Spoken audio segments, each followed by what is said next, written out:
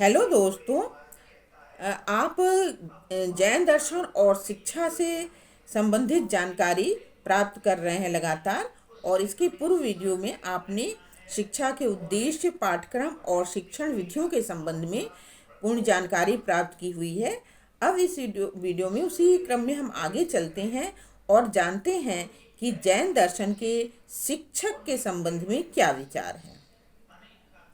तो दोस्तों, जैन दर्शन जो है शिक्षक के दो स्तर बताता है।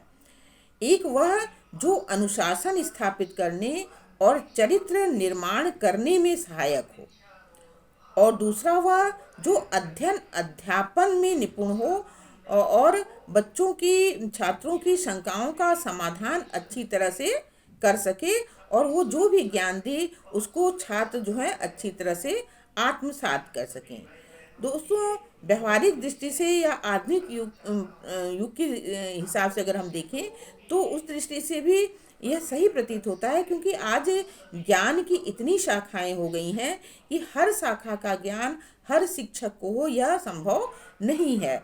तो इसके लिए एक विषय विशेषज्ञ शिक्षक की आवश्यकता होती है, जो अपने विषय में निष्णात हो और वह इतना निपुण हो कि वह अपने छात्रों को जो भी ज्ञान दे, छात्र जो है उसको आत्मसात अच्छी तरह से कर सके।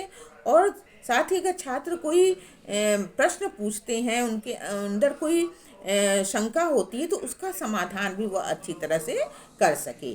तो इस तरह से जैन दर्शन जो है एक उपाध्याय में कुछ गुणों का होना आवश्यक बताता है, जिसमें से पहला वह कहता है कि उपाध्याय अपने विषय का उच्च कोटि का ज्ञाता होता है। साथ ही वह ज्ञान की मतलब ये अपने अपने विषय का तो ज्ञाता होता ही है, लेकिन साथ ही वह अन्य ज्ञान की जो अन्य शाखाएं हैं उसको भी वह जानता है, उसमें उसमें भी वह निपुण होता है। क्योंकि जब वो ज्ञान की अन्य शाखाओं को के विषय में जानता रहेगा, उससे अनभिज्ञ नहीं रहेगा, तभी वह तुलनात्मक ढंग से छात्रों के सामने प्रस्तुतिकरण कर सकेगा, जिसे छात्र अच्छी तरह उसकी चीज़ों को आत्मसात कर सकें। दूसरा वो कहता है कि उपाध्याय की जो अध्यापन शैली है वह इस तरह होनी चाहिए जिससे कि विद्यार्थियों की जो भी शंकाएं हैं उसका समाधान वह अच्छी तरह कर सके। साथ ही छात्र जो है उसके पढ़ाए विषय को अच्छी तरह से आत्मसात कर सके। तीसरा वह कहता है कि एक उपाध्याय जो है वह सामान्य मनुष्य की अपेक्षा जो है वो उच्चतर होना चाहिए, क्योंकि एक शिक्षक जो है छात्र के लिए अनुकरणीय होता है, विद्यार्थियों के लिए अनुकरणीय होता है। या कह लीजिए कि एक छात्र या विद्यार्थी जो है शिक्षक का अनुकरण करते हैं, इसलिए उनका कहना है कि सामान्य मनुष्य की अपेक्षा एक उपाध्याय को उच्चतर स्तर का होना चाहिए। इसके बाद उन्होंने आचार्य के संबंध में लिखा है कि चूंकि आचार्य को ये कहते हैं कि ये आचार्य जो है वो अनुशासन और चरित्र निर्माण करते हैं विद्यार्थियों में। तो आचार्य का क्या गुण होना चाहिए, आचार्य में क्या ऐसा होना चाहिए। इसके लिए वो कहते हैं कि आचार्य चूंकि सदाचार का प्रतीक होता है, अतः उसमें उसमें भी कुछ गुण होने बहुत ही आवश्यक हैं। तो आपने पूर्व वीडियोस में पंच महाव्रत के, जैन दर्शन के पंच महाव्रत के बारे में जाना है। तो सबसे पहला ये यही कहते हैं कि एक आचार्य को पंच महाव्रत का डिटेल वीडियो आपने देखा होगा, नहीं देखा होगा तो उस पर जाकर आप अवश्य देखिएगा।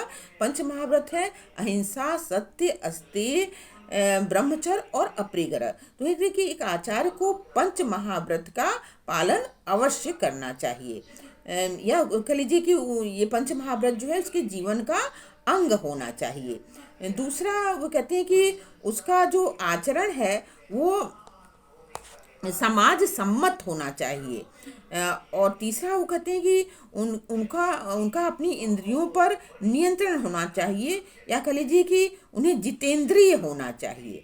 चौथा वो कहते हैं कि एक आचार्य में जो ये कहते हैं कम से कम जो चार विकार हैं, क्रोध, अभिमान, माया तथा लोभ, इसका त्याग होना चाहिए। मतलब ये चीज़ें सर्वथा इसका त्याग कर देना चाहिए, ये नहीं होना चाहिए। पांचवा ये कहते हैं कि एक आचार्य में सभी कामनाओं को त्याग करके ब्रह्मचारी होना चाहिए। नेक्स्ट वो छठा कहते हैं कि एक आचार्य का जीवन तथा व्यवहार, या कह लीजिए कि उनका मनसा वाचा कर्मणा हर दृष्टि से उसको संयमित होना चाहिए। उसके जीवन में संयम का होना चाहिए, संयम का पालन करना होना चाहिए। नेक्स्ट वे कहते हैं कि एक आचार्य को चलते फिरते बैठते भोजन आदि करते हुए जीवन के सभी व्यवहारों में सतर्कता का पालन करना चाहिए, क्योंकि ये अहिंसा के परम श्री अहिंसा को बहुत महत्व देते हैं। तो इसलिए वो इस बात को कहते हैं कि हर उठते बैठते चलते फिरते भोजन आदि करते हुए सभी व्यवहारों में सतर्कता का पालन करना चाहिए। नेक्स्ट वे कहते हैं कि एक सदाचार का आचरण, उसका ज्ञान वाणी शरीर बुद्धि आदि सभी दृष्टि से उसका जो व्यक्तित्व है वह बहुत ही प्रभावशाली होना चाहिए, जिससे कि वह विद्यार्थियों की श्रद्धा का पात्र बन सके। क्योंकि जब वो एक आचार्य विद्यार्थियों की श्रद्धा का पात्र बनेगा, तभी वह उसका अनुकरण करेगा, तभी वह उसके अनुसार चरित्र निर्माण का विकास भी आचार्य तभी कर सकेगा। तो इस तरह से आपने जाना कि जैन दर्शन के शिक्षक के संबंध में क्या विचार हैं। तो नेक्स्ट वीडियो में हम लोग नेक्स्ट टॉपिक लेकर आते हैं। तब तक वीडियो को देखने, लाइक करने, शेयर करने, और अगर आप चैनल पर नए हैं तो सब्सक्राइब करने के लिए आपको बार बार धन्यवाद धन्यवाद धन्यवाद।